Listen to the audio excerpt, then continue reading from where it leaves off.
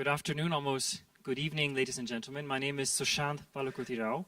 I'm the Senior Director responsible for this very dynamic and exciting region about which we're going to hear shortly. And before I pass over to Farid to chair this exciting panel, I just wanted to share one very small anecdote with you.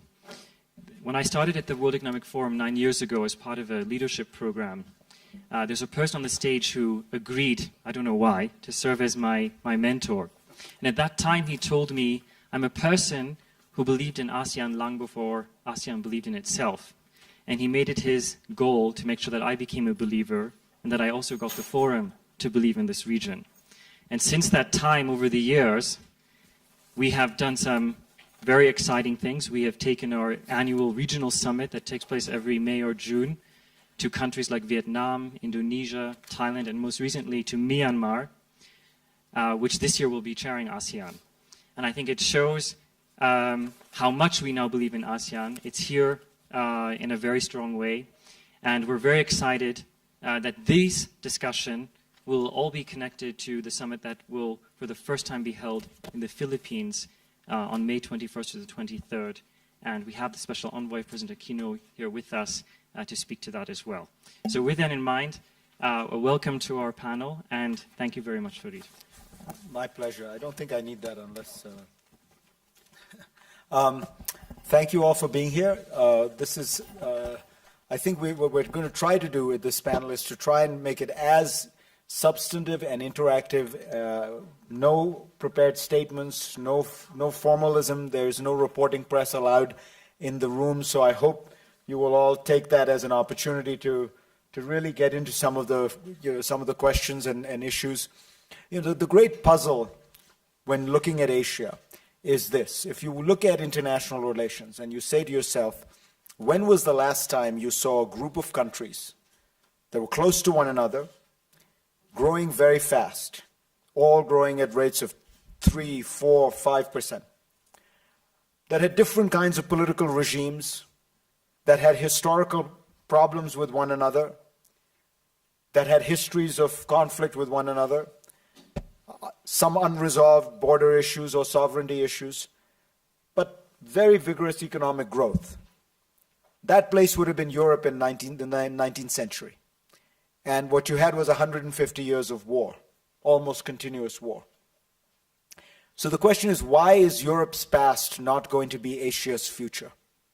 As you have all these Asian countries growing fast, with military budgets growing very fast, many major Asian countries are spending 10% plus increases in their defense budget year on year. They have different political regimes. They have different economic systems in some cases. They certainly have border issues. They certainly have sovereignty issues.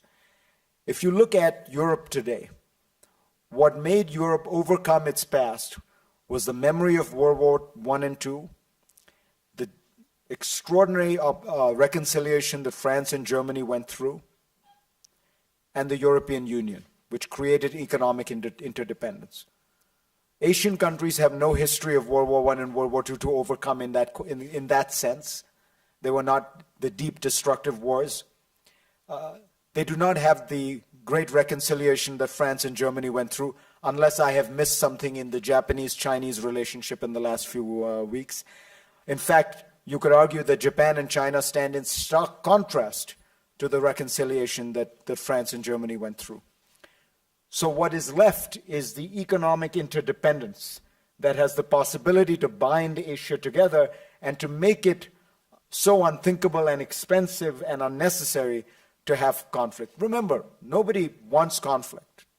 Nobody in Europe wanted conflict in 1914.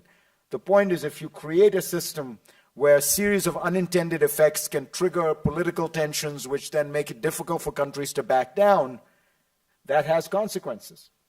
I mean, if you look at what happened in the Senkaku or Diaolu Islands a few years ago, you can see that process. One ship captain takes the boat in the wrong direction. Somebody arrests him. Somebody then demands he be released. And then that triggers a series of unintended consequences.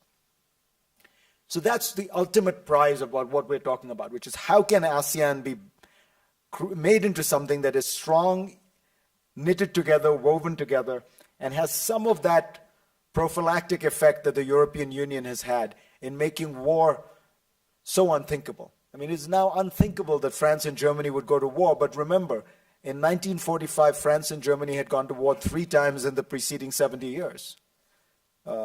So these things can change very quickly, for the better or worse.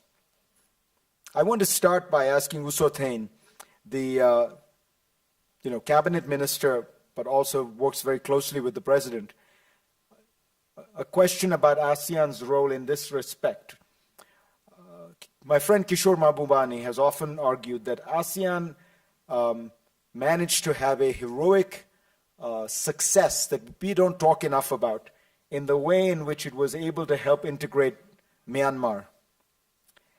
And his argument is that the Americans used sticks, sanctions, punishments of all kinds, threats, but that ASEAN approached it very differently with Myanmar.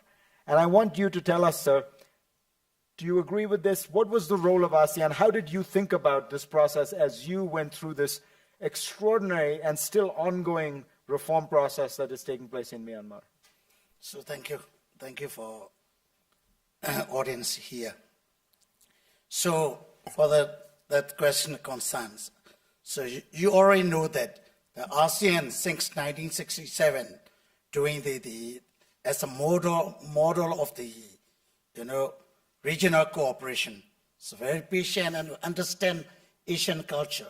That's why we moved as an ASEAN member, and now you can see that reform is going on. Not like the Western country aspect. ASEAN, between ASEANs, they understand what Myanmar's culture and how to, re-engage and doing what, doing as the member, what you call equality members in the ASEAN group. That's this type of the model is you can see that is the cooperation with the cooperation and coordination in the members group, and also it will be shape our ASEANs within our destiny and overcome future challenges ahead. That's the way we got the benefit from joining the ASEAN, and we thank you for the ASEAN other members understand Myanmar. That's the way we are moving ahead. And now you know that we got a chance to do the ASEAN chairmanships now. Absolutely. Anthony Fernandez, let me ask you, when you look at this issue from the perspective of a private sector person, do you see the introduction of Myanmar, do you see this as expansion of ASEAN in a sense as something that creates a larger market, creates larger opportunities immediately? Or, I mean, you can't have too long-term a vision in business because you need to make money in the short term. Well, without a doubt, Myanmar inclusion into ASEAN is a benefit, and we at AirAsia, for instance, is taking advantage of it straight away. We already have 9 flights a day into Myanmar, which was as soon as the country opened up, we were able to. From where? From Bangkok and from Kuala Lumpur. So the market, by the inclusion of Myanmar, has made ASEAN even bigger. Now we're reaching size of 700 million people. As I always say time and time again, Asia is not just about China and India. There's a phenomenal market in Southeast Asia named ASEAN, which has 700 million people, and a fantastic consumption market out there, which we have been able to take advantage of. Sketch out for us the size of the growth rates in the market. What is the most exciting thing happening because you're in a sense an interesting barometer of what's hot, what's growing. Where are you seeing greatest growth? Where have you seen some slowdowns? Well, really consumption. Everyone the buzzword is emerging markets is bad place to be, et cetera, but I don't see any of it because the middle class is growing rapidly. The power to consume is immense. And you only have to look at our example. I started this airline 12 years ago with 2 planes. First year, 12 years ago, we had 200,000 passengers. Over the last 12 years, we've grown to 150 planes, and now we're carrying 50 million passengers. The majority of those passengers come from within ASEAN, and we've created a lot of ASEAN connectivity and created an ASEAN tourism product as well. And I see it throughout some of my other businesses as well. People want to be mobile, people want to consume, they want mobile phones, etc. And so I see the exciting things as consumption. Anything in a consumption mode, the middle class is growing, it's a young population, and we're a living example in a very tough business, the airline business, because it's so regulated, which means it's easier for the other consumer products. And do you feel you have pricing power to be profitable? And by that I mean, do you have consumers who can pay enough to make this a viable proposition? Yeah, we're a low-cost airline. We survive on bringing a new market. We haven't been interested in cannibalizing anyone else's market. My argument to all the governments is give us airports that are cheap. We will stimulate a new market. The 50 million passengers that we have brought is a completely new market. And we have used pricing power. It's a classic economic theory of reducing fare and increasing the market. Gregory Domingo, let me ask you how you view this as an established member of ASEAN. Does the increased size and commitment to ASEAN, does it do anything for you? I mean, you know, one of the things I wonder about sometimes is ASEAN ministers, they spend all their time meeting with one another. I mean, there's more, you know, ministerial ASEAN meetings held at golf courses in Southeast Asia than I think any hopefully other they're all group flying on AirAsia. Yeah. They should be, but my guess is they're flying Singapore Airlines first class. Hope that changes after today. But what does it do for you? What is the benefit to a country like the Philippines? Well, right now, if you look at the statistics in terms of, let's say, investments and in terms of trade, the bulk of trade by ASEAN is really with outside parties. We're talking about trade with Japan, trade with China, trade with the United States, trade with the EU. And very little right now is really intra-ASEAN trade. But so the value right now from an ASEAN perspective is really the fact that as a group, we can negotiate better agreements with these big parties. Because if the Philippines were to negotiate, let's say by itself, a free trade agreement with a big global economic power, we'd get probably the short end of the stick. But with ASEAN as a group negotiating with the big powers, then we get a better deal. And as a result of that, you'll see that the growth of trade and investments for most of the ASEAN countries have really grown leaps and bounds since the creation of the ASEAN. James Riyadi, you're sitting in the largest pool of people.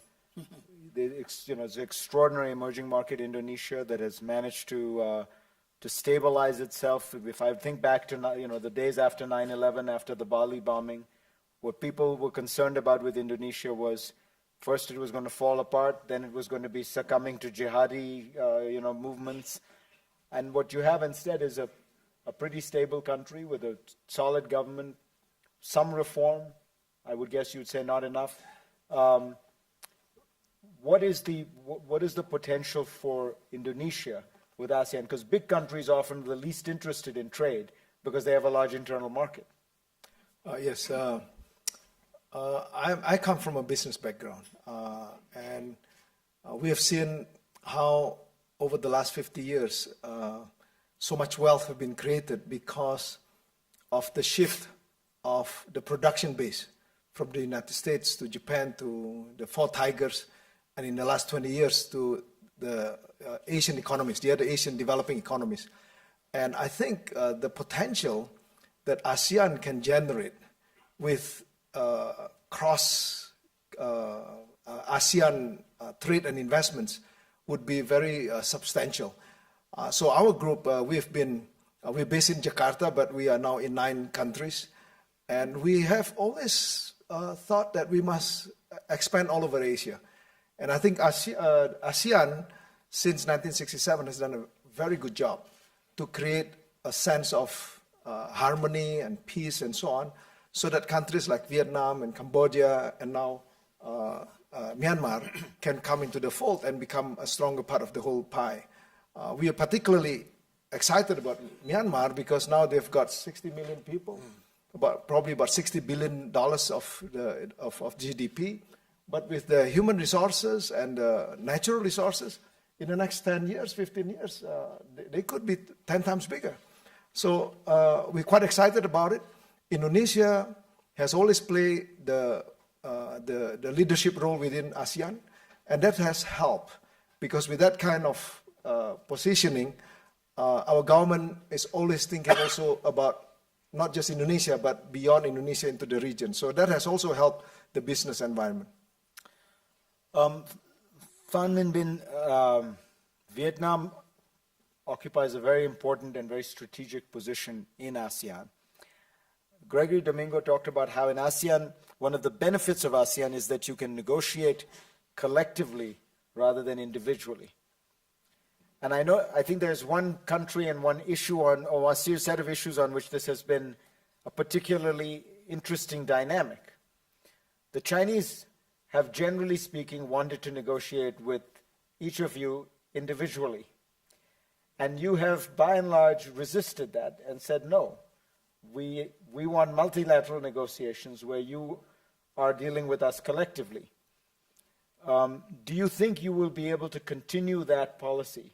Because I know from being in Beijing 2 or 3 weeks ago that the Chinese certainly would very much, as they put it, they would very much appreciate if they could have more bilateral conversations with countries like Vietnam. I think your question is very tough. Now, to answer your questions, I had to come back to the principles of ASEAN. What factors make ASEAN strong? And what factors build the role of ASEAN? I think there are many factors.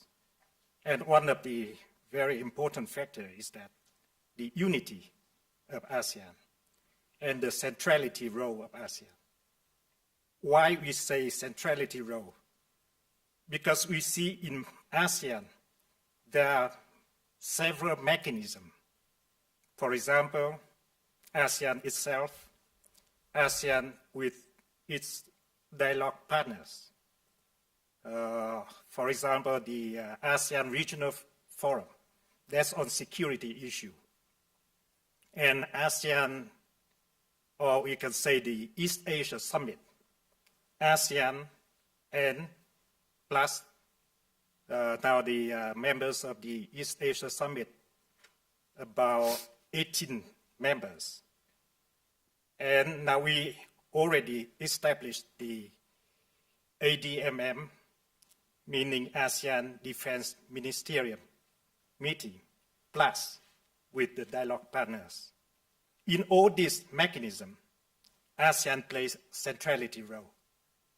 So coming back to your question, ASEAN as a grouping, as Domingo said, we are strong if we negotiate as a group.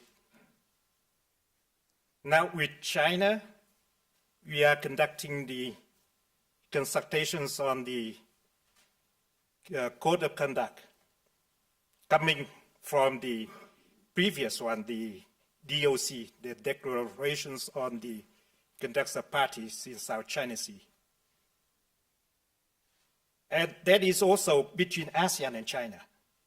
And now we come to the negotiation or consultations, then negotiations with China on the code of conduct. So this is the ASEAN group with China. Yeah. And for example, South China Sea. South China Sea has 3 dimensions. One dimension is that peace and stability in the region. The second issue is that is navigation, concerning to all countries around the world. And the third issue is the dispute over some areas in South China Sea. And the first 2 dimensions are related to all members of ASEAN and to its dialogue partners. So to maintain stability, we need a negotiation or negotiation between ASEAN, China. For the dispute, that is, if there is a dispute between Vietnam and China, that's a bilateral negotiation. But for the Spratly Islands, it has more than one country to claim sovereignty over the Spratly Islands. So they need concerned parties to negotiate. Gregory, your country has had its own recent experience with China, where the Chinese have decided, a very clever strategy, it seems to me, of saying, we're going to ease off on all these issues where we have been rattling our neighbors. We're going to try to have goodwill. We're going to be more cooperative, except we're going to signal that if you get too far out of line, we're going to punish you. And the one country they have chosen for that, it seems to me, is the Philippines. They essentially canceled the visit of your leader. What is going on? Explain to us. Now I'm a trade minister. I'm going to talk about foreign affairs, right? I hope the foreign affairs people in my country don't talk about trade policy. But the weapon they're using is trade. Yes. Short answer, I don't want to really speak too much about an area that is not under me. But basically the Philippine position is we want to be friendly to all parties. And in the case of such a dispute, wherein the dispute is not bilateral, wherein many parties are involved, we prefer that it be done through legal means. And so that's why we've filed with the IT clause, the International Tribunal on the Law of the Seas, regarding that claim. So we're hoping that China participates in that resolution. And do you see any mechanism for ASEAN in this? Any role for ASEAN? It's possible, but ASEAN has to choose to do it. Although not all parties in ASEAN are involved in this dispute. Let me ask about one other role that ASEAN can play, which is in liberalization and promoting reform. Usothin, do you feel that you are trying to do reforms in Myanmar? Is ASEAN, what are the biggest obstacles you face and how can ASEAN help? So for the reform concerns, also all the ASEAN members gave assistance wherever they can. So that's why within the 2.5 years or 3 years, we move, or what we are not expecting. The speed is too fast, but we are happy to do that. So that with the assistance of all these member states, that they want to give assistance, and what I mean is the resource allocation and, helping each other. For example, so sharing food, sharing fuel, sharing technologies, such kind of things, what we need, they are very welcome to do. At that moment, all the member states like Indonesia, Malaysia, Singapore, or Vietnam, all these things, they give assistance in the capacity building in Myanmar. That is the most important challenges in Myanmar. Phan Binh Minh, if I can ask you, now that I asked Gregory about foreign policy, I'm going to ask you about economic reform. 10 years ago, people used to always tell me Vietnam is the next China. They're doing the same things, special export zones, workforce is very motivated, they work very hard. Nobody says that anymore. There is a feeling that a reform process that had just seemed like it was going underway in Vietnam didn't quite go forward. And I know things have gotten better in the last year or two, but tell us what you think the difficulty of that process is, and where could we, how could there be assistance in that process? Again, you put me on the wrong foot. I think that we have undergone the economic reform, the reform in general, for more than 20 years. And we have gained successes in this reform. And now, to the new stage, we focus on the restructuring of the economy. Before, our growth based on we call the capital intensive and labor intensive investment. And now we try to go to the knowledge-based economy to restructure our economy in a way that we can have more efficient investment. And that is the way forward. We have the three breakthroughs in our reform. One is the restructure of the economy. The second one is we focus on the human resources. And the third one is we focus on the infrastructure building. So those are the main tasks for us ahead. James, when you look at the situation in Indonesia, what do you think were the challenges, and do you think that the election could help resolve them? We're actually in a very extraordinary moment in the emerging markets. There are going to be, I think, 6 elections, and basically all the major emerging markets are having elections this year. India, Indonesia, Brazil, South Africa, Colombia. It's an extraordinary situation, and what historically has always happened is the first 6 or 8 months after an election are usually good for the economy, because generally political parties pander the year before the election. The year after the election, the ruling party feels there's its opportunity to make some of the hard changes. Do you think that will happen, especially if this governor wins?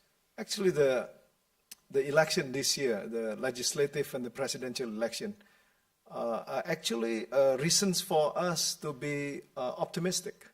Because since 1998, we've had so many provincial, regional, and national elections, and they've all gone very smoothly. And so it is actually a celebration of democracy in Indonesia, and that is the kind of democracy that has brought Indonesia today to be a global economy, just about a $1 trillion economy. And so we think that this election will go very smoothly. We think that it will provide a stronger foundation to take advantage of more reforms, so that we don't get caught in the middle income trap, that there'll be more breakthroughs coming up. We are very hopeful that newer faces and younger faces will come out. So we are quite excited about it. And I think you were talking about reforms. I think from the business community, I think we need to have a measured approach, not only thinking about having trade pacts with China and Japan and all these other countries. I think there should be more reforms in the individual countries. I think that's still the biggest problems that business people are facing. What kind of reforms would you like to see in Indonesia? I think fundamentally, philosophically, is that whole idea that the solution of all of our society's problem, whether it's economic problems, social, education, healthcare, and so on, is not bigger government and more regulations, but the empowering of the marketplace, empowering of the people. And I think this philosophical idea that it's not the government that's going to make things happen, this needs to have a basic mindset change. Because once they think that it is the government that can provide all the solutions, there'll be just more and more regulations. And so we are in 8 countries. If you ask many business people, our biggest concerns are regulations and what the government will do to block what we're trying to do. Tony Fernandez, so speak to this issue, because it strikes me, looking at your career, that you went from one of the most unregulated industries in the world to one of the most regulated. I mean, you used to be the head of Warner Music, right? I mean, music, it strikes me as almost total free-for-all, which is why Napster could come in and essentially steal your music and nobody seemed to mind. Which is why I left. Which is now, and now you've gone to a situation where, you have this very strange industry where, I mean, I look at South Asia where I grew up, how can you be profitable as a private airline when the government of India has not just 1 but 2 airlines? Pakistan has a state airline, Bangladesh has a state airline, Nepal has a state airline. And they keep all the key landing slots and the key places in airports. So how do you operate in this world? Well, it's not easy, to be honest. Is it getting better? It's getting better. It's getting better. I mean, I started in Malaysia We have an airline in Thailand, we have an airline in Indonesia, we have an airline in the Philippines, and God willing, we'll have one in India very soon, and Japan as well. That would have been unheard of. Now, we kind of, airlines are so nationalistic, it's almost like you're carrying the country's flag. Why do you think that is? It's interesting, right? Countries no longer think they need to have a national steel company. Yeah. But every country thinks that as an article of faith, it must have a state-owned airline. It's something that I'm doing my level best to try and persuade governments that you don't need to have a national carrier. But it is, they constantly lose money. Yeah. But because it has the country's name on it, there's almost that infection. But it's changing. It's changing. The fact is we've created something that's ASEAN. And I see a lot of regulations now becoming much more proactive. I mean, we're pushing this whole ASEAN reform scenario. We're saying, let's have one regulation. Let me take it in my industry. Rather than have pilots who have 10 different exams to pass in 10 different countries or 10 different air traffic controls, isn't it easier for business if we had one regulation, one ASEAN regulation? And I'm sure many industries feel that same way. And so we're pushing that process of ownership and one regulation and creating a much larger market between them. So it's tough. It isn't easy. And I'll tell you a funny story. I mean, as you go through, when we occasionally as ASEAN countries have some little differences. I was once with the president of Indonesia who said, Tony, what if we go to war with Malaysia? Who will AirAsia support? I said, sir, very simple. AirAsia Indonesia will move the Indonesian soldiers to war, and AirAsia Malaysia will bring the Malaysian soldiers to fight them. We are truly ASEAN in more ways than one. But I mean, we joke about it, but it is also tough sometimes for an ASEAN company to build a business within ASEAN. But the reform has started, and I believe that private industry has to change it. I share my view very much with James, that we can't wait for governments. Private industry has to push governments. I think we had a fantastic meeting this morning where actually the best statement came from the Malaysian Trade Minister, who said, having heard all of this, I thought we were doing very well, but actually there's a lot more that needs to be done. And so the consultative approach, I think, has always been just ministers talking to each other.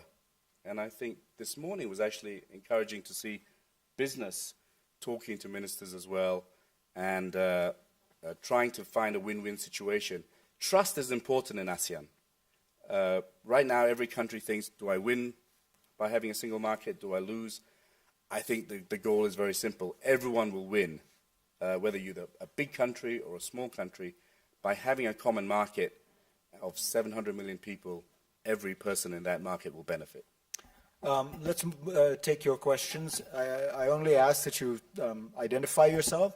You ask a question of a specific person, only one, and that the question, in fact, be a question. If you would like to make a speech, at some point the forum will decide to invite you on the panel, but this is not that occasion. So.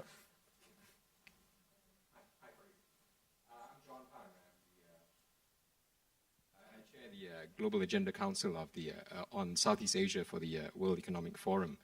I take the point about the engagement of business with government. In fact, I think many of the members of an organization which we formed in order to do that are here in this room today. But all that is necessary. But I'd like to put this question to the panel, right? Or have the panel address what is actually an existential question for ASEAN. It's great we do all these things, but is it enough?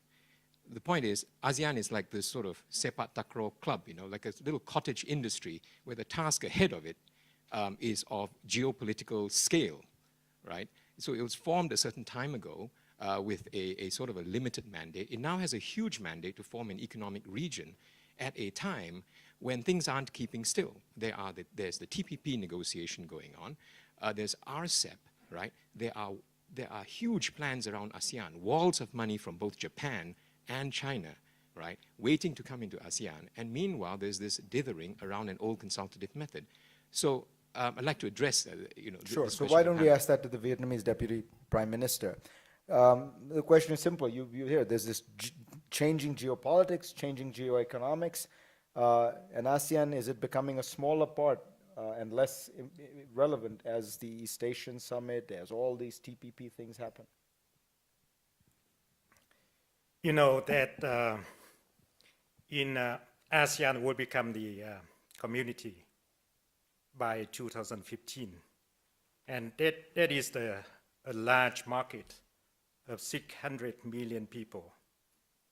And we promote the integration, or we call the connectivity within ASEAN. At the same time, we also promote the integrations with its partners outside. In 2012, we agreed to establish the Regional Comprehensive Economic Partnership with 6 other countries, namely China, Japan, South Korea, India, Australia, and New Zealand. It would create a market of more than 3 billion people, including India, sorry. Then half of the populations of the world, and 1/3 of the GDP of the world. So that is the expansion of integration, not only within ASEAN, but between ASEAN with other countries. And ASEAN also has some negotiations to establish FTA with EU. We already have the FTA with China. And individual countries in ASEAN also conducting the negotiations on FTA with other countries, with other grouping. For example, Vietnam is conducting 6 FTA negotiations. TPP is the one, with the European Union, the other, with South Korea, and some other countries. So this is the status in ASEAN. Other questions? So.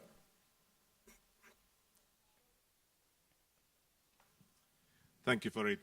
My name is Nandu. I'm the Nestle Executive Director responsible for Africa and Asia. My question is from Secretary Domingo and has to do with ASEAN, intra-ASEAN trade, and speaks to the points made by Tony and James about regulations.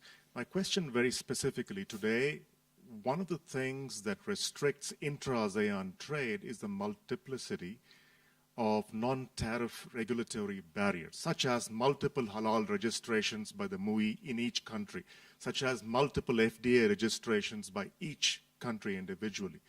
I know you're working on this in the ASEAN Council of Ministers, and I know that these discussions have run into roadblocks. In your perspective, in what time frame could we see some harmonization of these non-tariff barriers?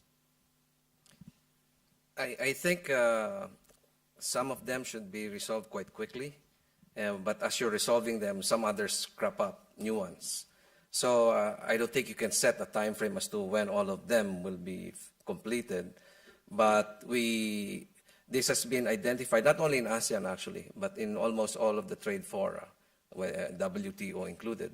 This is actually a very big issue now, and so special committees, task forces have been formed to address this particular problem, and ASEAN is on that as well. There are several reasons for the low volume of intra-ASEAN trade, not only NTBs. It also speaks of the rules that are not easy, for example, for SMEs to participate. Because, and again, this problem is not unique to ASEAN. It's also true in WTO. Because most of the trade rules are really geared for big corporations.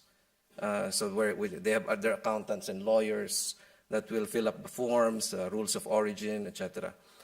But for SMEs, it becomes very cumbersome that very few SMEs will actually avail of it. And there are a lot of SMEs within ASEAN. So if we address these issues as well for the SMEs in terms of putting de minimis rules, make it really easy for them to, for Thailand SME exporters to send to Indonesia, etc., and vice versa, then I think we can see the intra-ASEAN trade grow by leaps and bounds. So that's one of the things that we're focusing now as well on ASEAN, is to address the SME problem. But the NTBs, the non-tariff barriers, definitely is very high on the agenda. We're always discussing that now and trying to move forward. Anyone else? Let me ask one of our members of the audience, since I notice he happens to be here, Kishore Mahbubani, to answer the first question, which I'll rephrase this way, which is, can ASEAN deal with the very large geopolitical challenges that it faces, which are really the rise of China, the desire of China to have really independent bilateral relations with each of its neighbors and not deal with ASEAN as a group, the rise of TPP and the desire for the United States to try and create a larger trade group. In other words, these are these larger giants that are playing around, and here's ASEAN. Can it negotiate? Describe the situation for us. Thank you, Farid. I thought I was going to sneak in. I thought I was going to sneak into this meeting quietly, but I hope you don't mind if I give you a very optimistic answer, because clearly there's geopolitical rivalry between U.S. and China, China and Japan, to some extent within China and India, will rise. That's a given, and I'm absolutely certain that they'll be doing more in terms of competing with one another. And it is conceivable, there's at least a 20 to 30% chance that ASEAN could be torn apart and could break in the next 10 years. That's also conceivable.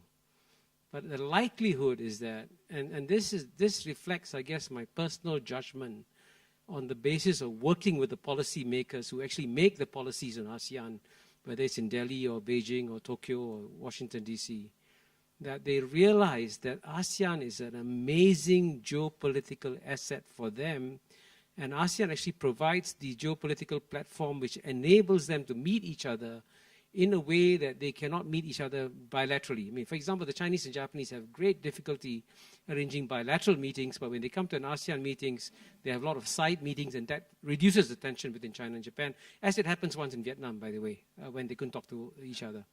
So the likelihood is that, if I'm a betting man, there's a 70% probability that ASEAN will benefit enormously from this geopolitical competition, because everybody is now coming to the table with real, real material benefits. These are not paper agreements, okay? If you look at what China is offering ASEAN, it's very real stuff, whether it's infrastructure development, loans, credits, and so on and so forth. The Japanese are now matching. And that alone means that's a tremendous boost to ASEAN already. So you'll see high-speed railways, infrastructure and all coming as a result of this geopolitical competition. And I think once India settles itself, India will come in too. And as you know, the United States has also made it a priority. And the good news is that if both RCEP succeed and TPP succeed, and I think it's conceivable that both will succeed, it's not a zero-sum game. Because many of them, like Vietnam and Singapore, are members of both the TPP and the RCEP process, and we'll benefit from both. And so will many others. So I'm not sure what the tenor of your earlier discussion was, but I hope, at least I want to make everyone feel very optimistic about ASEAN. And also, by the way, sorry, I hope to write a book on this in the next year, so thank you very much. We always just hope that the World Economic Forum will be given credit for your inspiration. So we started by wondering about questions of war and conflict. We've ended with Kishore telling us not to worry, the great Southeast Asian middle class is going to save the world. Thank you all very much.